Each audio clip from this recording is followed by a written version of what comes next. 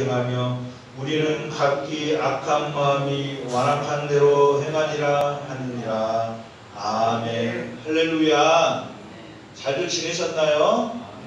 예, 무더위 가운데서도 주님의 은혜 가운데 정말 잘들 지내셨을 줄 믿습니다. 우리 서로 위로하고 격려하는 마음으로 주님의 이름으로 사랑하고 축복합니다. 우리 옆에 있는 분들 인사하겠습니다. 주님의 이름으로 사랑하고 축복합니다. 예, 여러분 주님의 이름으로 사랑하고 축복합니다. 제가 매번 이게 목사님들마다 다 달라요. 이 평화의 인사를 설교를 시작하기 전에 저처럼 이렇게 하는 분들이 계시고, 광고 시간에 하시는 분들이 계시고, 끝날 때 하시는 분들이 있는데, 저는 우리 예수님도 예배를 드리기 전에 화해를 먼저 하고 와서 예배를 드리라고 했잖아요. 이게 뭐 화해하는 차원이 아니라 우리가 서로 인사로 우리의 입술을 통해서 서로 인사할 때 여러분 우리의 마음이 높게 돼 있어요. 제가 주님의 이름으로라는 것을 강조하는 것은 그냥 우리가 고개만 까딱할 수 있어요 이렇게. 근데 여러분 꼭 입을 벌려서 축복해 주시길 바랍니다. 할렐루야. 그래야 여러분 서로 주고받는 마음이 교통하게 돼 있는 거예요. 우리 성신의 식구들, 그리고 성경을 읽고 무엇을 할 때에도 자신감을 가지고 하세요. 자신감을 가지고 하나님의 말씀을 당당하게 이렇게 나왔잖아요. 어떻게 잡히시고 하나님께 나와서 우리가 죄인된 우리일 수도 있겠지만 하나님 앞에 모든 걸 다 내려놓고 또 우리가 하나님이 주시는 은혜와 평안을 얻을 수 있는 귀한 시간이 되었으면 좋겠습니다. 우리 영상으로 예배드리는 우리 모든 식구들에게도 주님의 사랑과 축복이 임하시기를 간절히 축복합니다. 아마 모든 예배 초석 가운데 주님이 함께하고 계실 줄 믿습니다. 하루는 새 한 마리가 하나님께 물었습니다. 하나님, 왜 양쪽 날개를 주셔서 이렇게 무거운 짐을 저에게 지어 주었습니까? 라고 하나님께 물었어요. 이게 무거웠나 봐요. 새가 이게 양쪽 어깨에 날개가 있었던 것이. 그러니까 여러분 하나님이 뭐라고 대답을 했을 것 같아요. 하나님이 그래, 그럼 내가 너의 날개를 꺾어주리라 하고 그 날개를 꺾었을까요? 이렇게 말을 했대요. 내가 날 수 있는 것은, 그러니까 새가 날 수 있는 것은 무거운 날개가 있기 때문이란다 라고 그렇게 얘기를 해줬대요. 새가 하늘을 날 수 있는 것은 양쪽에 두 날개가 있기 때문에 날 수 있는 거예요. 새가 생각하기에는 이 양쪽에 있는 날개가 짐이라고 생각할 수 있었는데, 그 짐이라고 생각할 수 있는 두 날개가 있기 때문에 새는 하늘을 날 수 있었던 거예요. 우리는 인생을 살아가면서 새처럼 하늘을 날기를 원하죠. 정말 소망을 가지고. 그런데 무거운 날개를 가지고 살아가기는 싫어하는 것이 우리의 인생입니다. 무거운 짐을 싫어합니다. 어느 누구도 무거운 짐을 지고자 하고 싶지 않아요. 그래서 성경에 보면 모세와 엘리야와 같은 선지자도 하나님께 하소연을 해요. 이 무거운 짐 때문에 죽겠다라고 호소를 합니다. 죽여달라고. 얼마나 힘이 들었으면 그 짐 때문에. 근데 모세와 엘리야가 존재할 수 있었던 것은 그 무거운 짐이 있었기 때문에 존재할 수 있었던 거예요. 오늘 장로님이 기도하셨어요. 나라가 있기 때문에 백성들이, 여러분 그것을 그런데 바꿔서 생각하면 백성이 있기 때문에 대통령이 있고 또 나라가 있는 거예요. 백성이 없는 대통령이 필요하겠습니까? 성도가 없는데 목회자가 필요하겠어요? 목회자도 마찬가지예요. 성도들이 있기 때문에 그게 짐이라고 생각할 수 있겠지만, 성도들이 함께하고 있기 때문에, 대통령도 국민들이 있기 때문에 이 나라를 지켰던, 광복이 될 수 있었던 것은 그 짐을 지고 독립을 위해 싸웠던 그러한 독립투사들이 있었기 때문에 광복이, 해방이 나타날 수 있었다라는 것이죠. 어떤 선교사 한 분이 아프리카 선교를 갔는데 그 아프리카 그 나라 사람들이 갑자기 작은 배를 타고 왔는데 큰 돌을 안겨주더래요. 이게 뭔가 왜 큰 돌을 이렇게 갑자기 그 나이도 강을 건너는데 불안해 죽겠는데 큰 돌을 주나 싶었더니 가는 도중에 그걸 알게 됐대요. 갑자기 강에서 급류가 밀려오는데 그 큰 돌이 없었으면 무게를 이기지 못하고 그냥 무게에 빠졌을 거라는 거예요. 그래서 그 아프리카 사람들은 이 강에 빠지지 않는 지혜가 바로 이 무거운 짐을 지고 가는 것 때문에 빠지지 않고 살 수 있다는 그 지혜를 얻고 살아갔다고 합니다. 여러분, 우리 주님께서 제가 예전에 설교했죠. 수고하고 무거운 짐진 자들아 다 내게 오라. 우리 장로님도 기도하셨어요. 짐을 내려놓되 우리가 주님과 함께 짐을 우리가 지금 지고 있는 것, 지금 우리 장로님들, 권사님들, 우리 성도님들이 지금 지고 있는 짐, 여러분 그 짐 때문에 원망하고 불평하지 마세요. 그 짐이 지금 여러분들을 살리는 힘이고 원동력이고 삶을 살아가는 동기부여가 된다는 것을 믿으세요. 여러분, 부모가 살아가는 존재 이유가 뭐예요? 자식들이잖아요. 자식들 없으면 결혼하지 않은 사람들은 여러분 그런 책임감이 없어요. 그냥 혼자고 그냥 잘 놀고. 근데 그 자녀들 때문에 오히려 힘을 얻고 더 열심히 살고 더 열심히 기도하고 더 열심히 섬기고 어떻게 해서든지 더 먹이려고 하고 더 좋은 옷 입히려고 하고 그렇게 살아가는 거예요. 그래서 그 사랑을 받은 자녀들이 또 내리 사랑을 해서 그렇게 살아가는 거예요. 여러분, 모세와 엘리야처럼 오늘 말씀의 중심에 서 있는 예레미야가 얼마나 많은 짐을 지고 나아간 선지자였냐면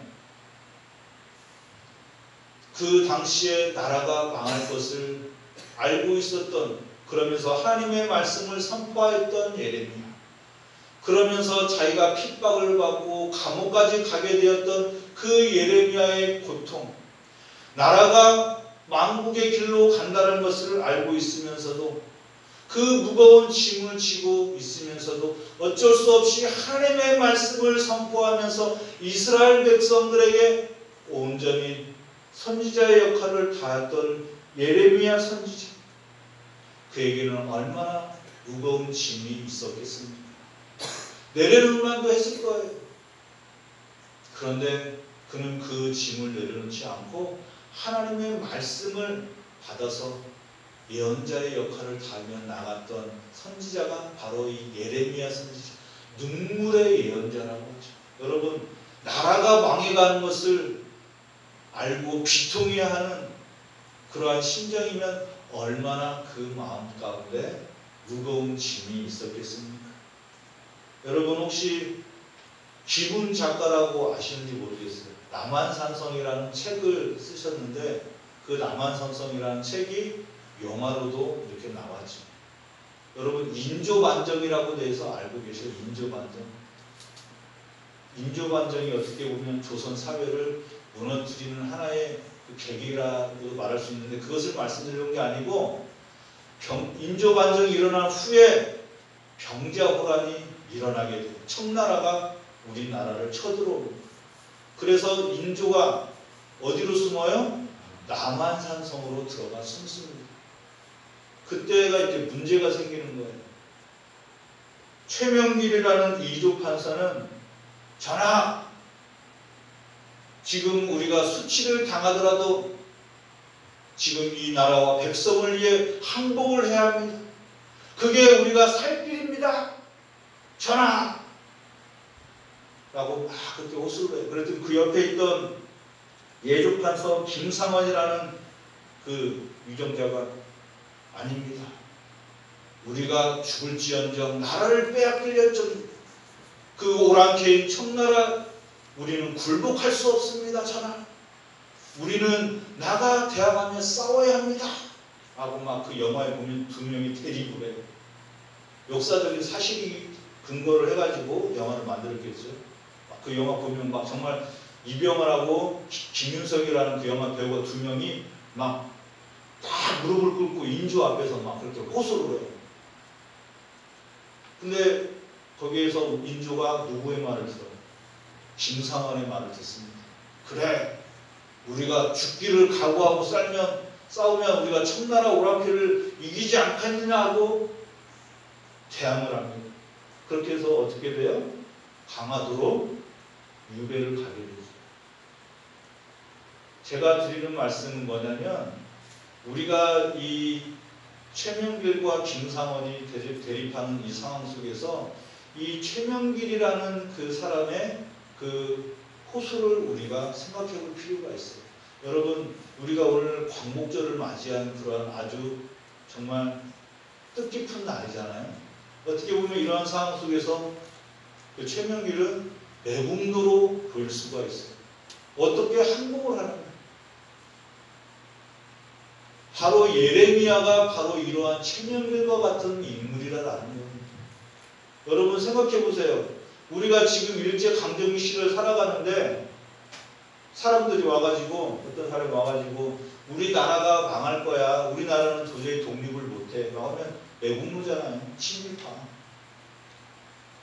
그렇게 손가락질을 받고 그렇게 이스라엘의 그런 매국노와 같은 반역자, 민족의 반역자로 찍혔던 사람이 바로 예레미야라는 사람입니다. 여러분, 어깨에 얼마나 많은 짐이 있었겠습니까? 그는 나라가 망해가는 것에 대한 비통함과 자기가 핍박을 받을 것에 대한 것을 알면서도 절대적인 하나님을 신뢰하면서 하나님의 말씀을 선포하며 나갔던 인물이 바로 예레미야 선지자였어요. 그 말씀이 오늘 본문 6절에 이렇게 나타나고 있습니다. 우리 오늘 본문 6절을 함께 읽도록 하겠습니다. 우리 본문 6절 영상으로 예배드리는 우리 식구들도 본문 6절을 함께 읽겠습니다. 여호와의 말씀이니라. 이스라엘 족속아, 이 토기장이가 하는 것 같이 내가 능히 너에게 행하지 못하겠느냐.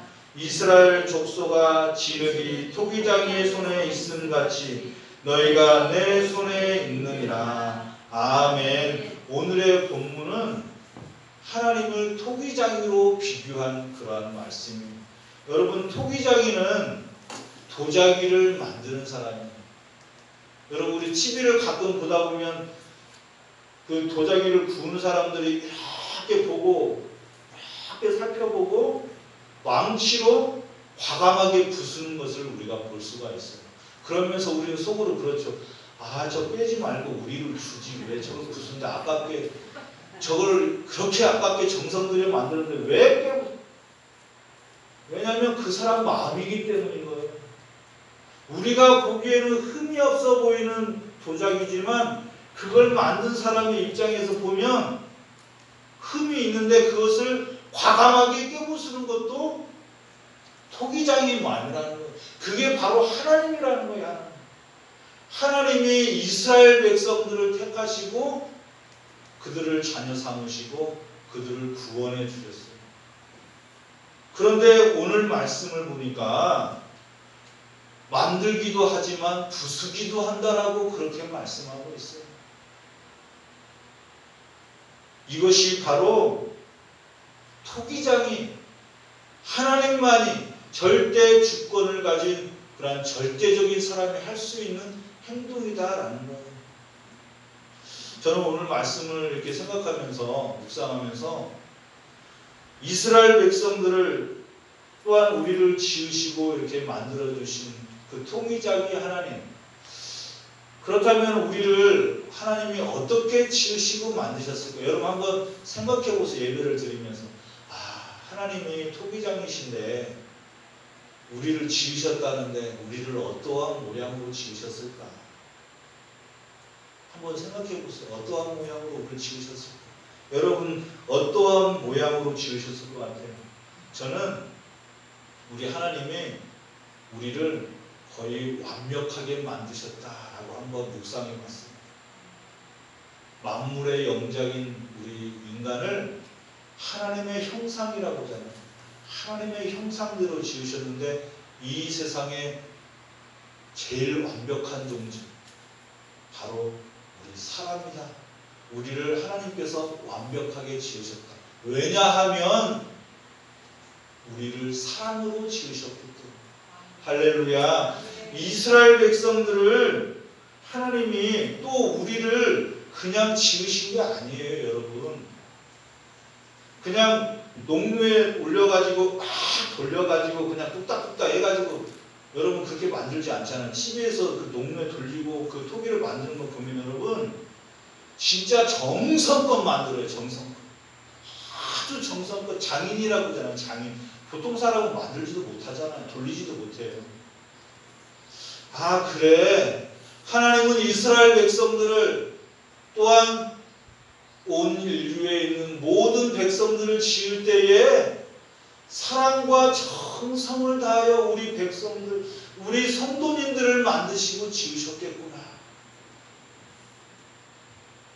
이스라엘 백성들이 그 모세와 함께 그 광야 40년 동안 지나면서 마지막에는 여호수아와 함께 젖과 꿀이 흐르는 그 가나안 땅에 입성할 수 있도록 인도해 주신 것은 그것은 하나님의 사랑이고 은총이구나. 하나님은 이스라엘 백성들에게 복을 주시고 그들을 구원해 주시기 위하여 사랑으로 지으셨구나라는 것을 다시 한번 묵상하게 되었어요. 여러분, 우리 성신의 모든 식구들 하나님이 사랑으로 빚으셨고 만드셔서 생명을 주셨고 우리가 이 세상을 살아가면서 승리할 수 있도록 능력을 주셨다는 것을 믿으시기를 바랍니다. 할렐루야. 얼마나 소중한 존재인지를 몰라요. 이스라엘 백성들이 얼마나 소중한 존재들이자면 예레미야 2장 3절에 이렇게 말씀하고 있어요. 이스라엘은 여호와를 위한 성물 곧 그의 소산 중 첫 열매이니 그를 삼키는 자면 모두 벌을 받아 재앙이 그들에게 닥치리라 라고 그렇게 말씀하고 있어요. 이스라엘이 하나님에게 있어서 첫 소산의 열매를 열매. 아, 그래. 우리 대한민국도 광복절을 맞은 우리 대한민국도 우리 민족도 하나님의 첫 소산의 그러한 민족이 되었으면 좋겠다라는 그러한 소망을 가져보았습니다. 여러분, 하나님이 택하시고 첫 소산의 열매를 거두시고 사랑으로 지으시고 함께하는 것은 하나님의 절대적인 그러한 사랑이 깃들어 있기 때문인 것을 믿으시기를 바랍니다. 아멘. 하나님이 토기장인 것은 그를 인정하고 그 하나님의 말씀을 선포하였던 예레미야는 하나님의 절대적인 그러한 신뢰와 믿음이 있었기 때문에 하나님이 구원하신다고 하면 구원하시는 거고 하나님이 혹 이스라엘 백성들이 죄악 가운데서 돌이키지 않으면 심판할 거라는 것을 음성을 들었을 때에 반드시 또 심판할 거라는 것을 믿었다라는 거예요. 여러분, 하나님의 그 절대성, 하나님이 모든 것을 주관하시고 역사하신다는 것을 믿고 나아가는 그러한 신앙생활이 되시기를 간절히 축복합니다. 그런데 여러분, 요즘 이러한 말을 하기가 힘든 시대가 돌아왔어요. 왜냐하면 지금 최첨단 시대를 살아가고 있거든요. 우리들이 지금. 예전에 한 20년 전, 한 15년 전에 이런 말이 나왔었죠. 유비쿼터스라는 말이 나왔어요. 유비쿼터스. 그게 지금은 인공지능 AI로 이제 거기까지 발전해가지고, 근데 그 시초가 유비쿼터스라는 것에서 시작이 되었어요. 모든 것이 그냥 이제 센스로 이렇게 다 해결되는 거예요. 자동차, 여러분 이제 운전 안 하고 자기가 그냥 자동 주행하잖아요. 아마 그게 대중화되고 상용화되는데 지금 전기차도 테슬라라는데 테슬라를 뭐 광고를 내온 게 아니고 앞으로 자연환경, 공해 그런 것 때문에 아마 전기차가 각광을 받고 앞으로는 그쪽으로 아마 가지 않을까 싶은데, 여러분, 이렇게 인간의 능력이 최정점에 지금 올라가 있는 상황 속에서 하나님의 절대성을 믿고 하나님을 신뢰하고 믿고 찬양하면서 주님만을 의지하며 우리에게 짐이 있더라도 그것을 주님과 함께 짐을 지면서 승리하며 살아갑시다 라고 말하기에는 우리의 생각과 모든 것들이 뒤떨어지지 않는가 라고 생각이 들 수도 있다는 거예요. 여러분, 우리가 잘 알고 있는 세계적인 물리학자 중에 호킹 박사라고 있어요. 호킹 박사. 이분은 이렇게 말을 했대요. 이 세상의 창조를 신의 능력이 아니라 중력의 능력이다 라고 그렇게 말을 했다고 합니다.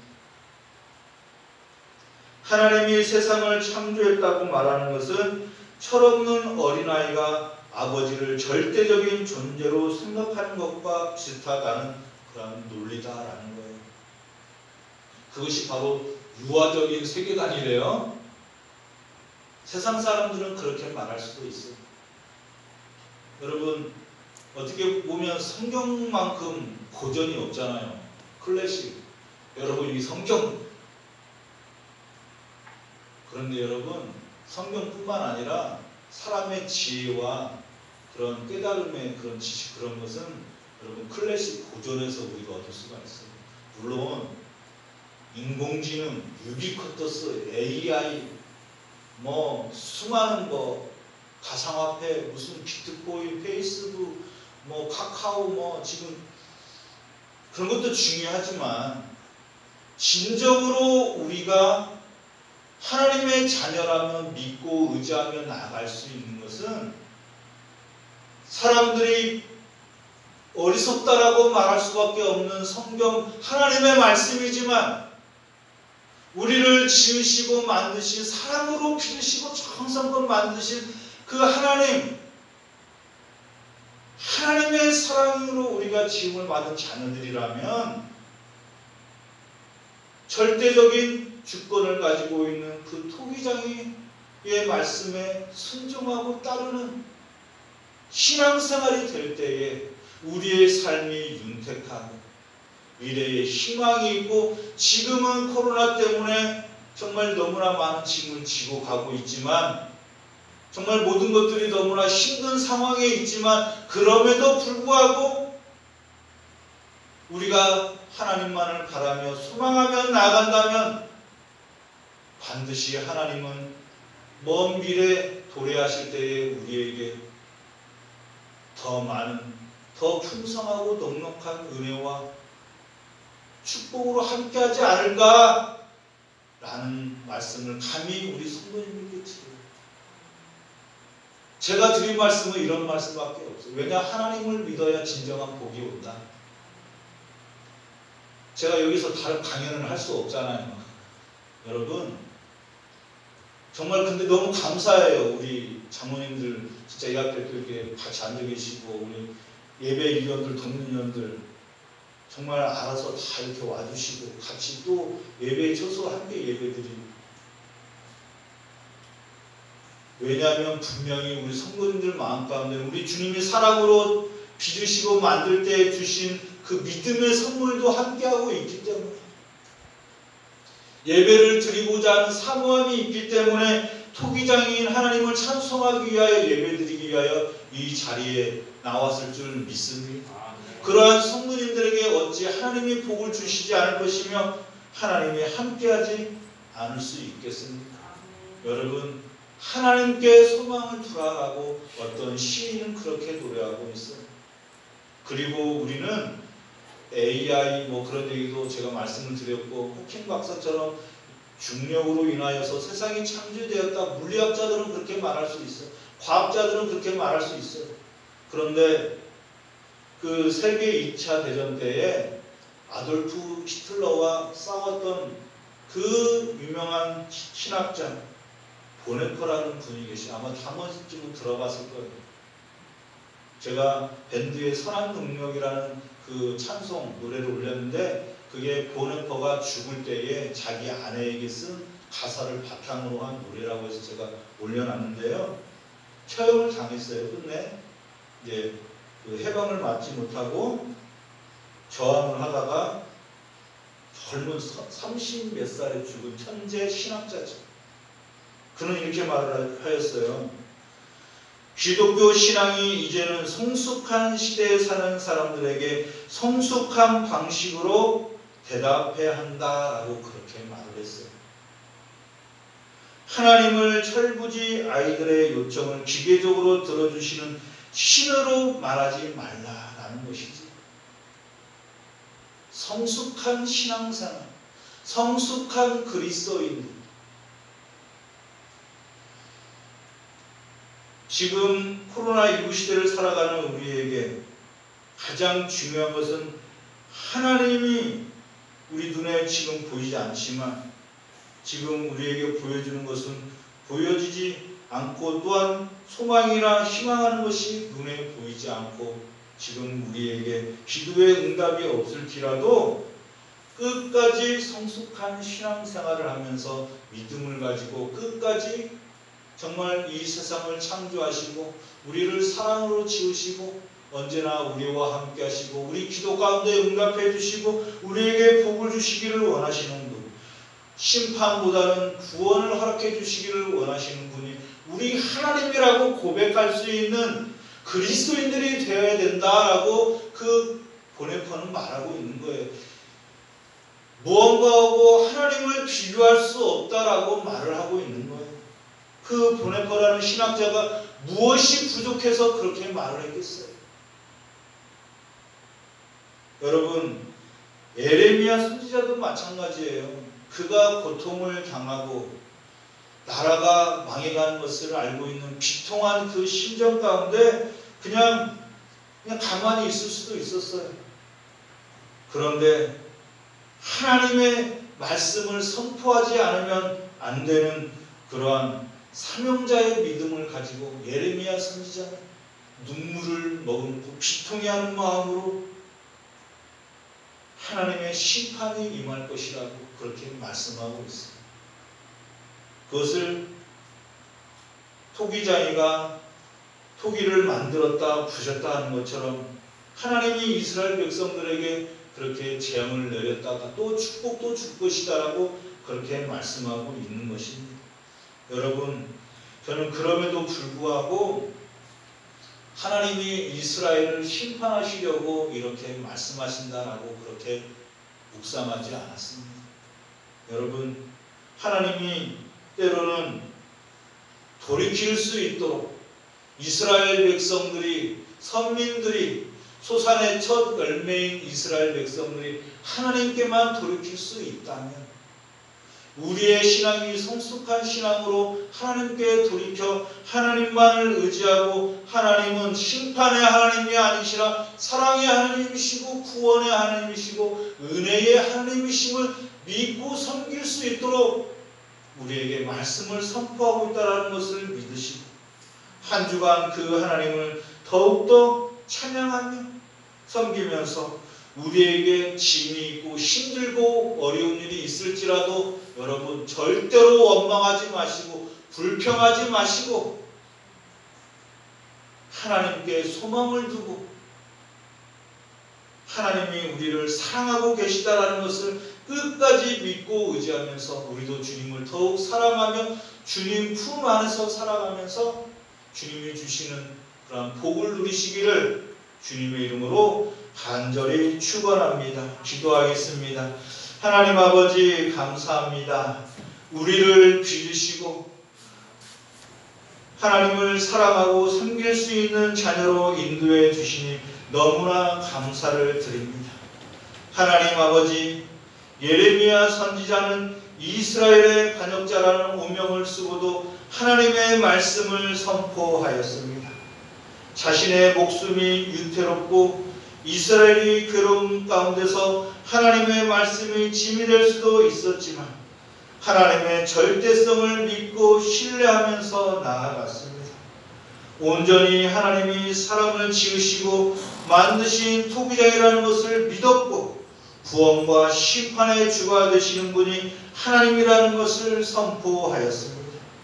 하나님 아버지, 세상을 주관하시고 역사의 주가 되시고 절대적인 사랑을 베풀어 주시는 분은 하나님이심을 믿고 나아가오니 성신의 성도들에게 흔들리지 않는 믿음을 가지고 살아갈 수 있도록 함께하여 주옵소서. 아멘. 주님 안에 구원과 심판이 있다는 것을 믿게 하여 주옵소서. 아멘. 또 이스라엘은 하나님을 위한 성물 곧 그의 솟아준 첫 열매이니 그를 삼키는 자면 모두 벌을 받아 재앙이 그들에게 닥치리라고 말씀하신 것처럼 우리나라와 민족을 성물 삼으시어 지키시고 보호하시어 모든 백성이 주님의 이름을 찬송하고 영광 돌리는 아름답고 복된 민족이 될 수 있도록 축복하여 주옵소서. 아멘. 예레미야와 같은 선지자들을 통하여 이 민족이 바로 서게 하옵시고 주님의 나라를 위해 기도하며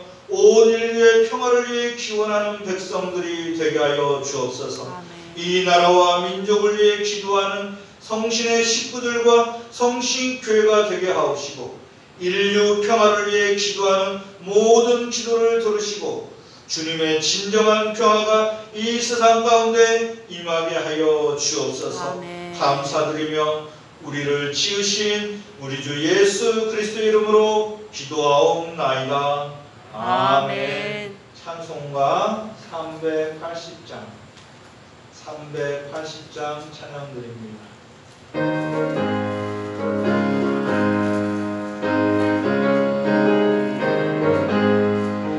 나의 생명 되신 주 주님 앞에 나아가옵니다.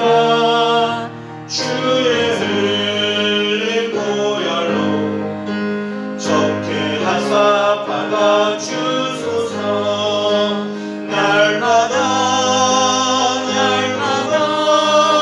주를 찬송하겠네. 주의 사랑 줄로서 나를 굳게 잡아내소서. 괴로운 세상 지낼 때 나를 인도하여 주소서. 주를 믿고 나가면 나의 길을 잃지 않겠네. 날마다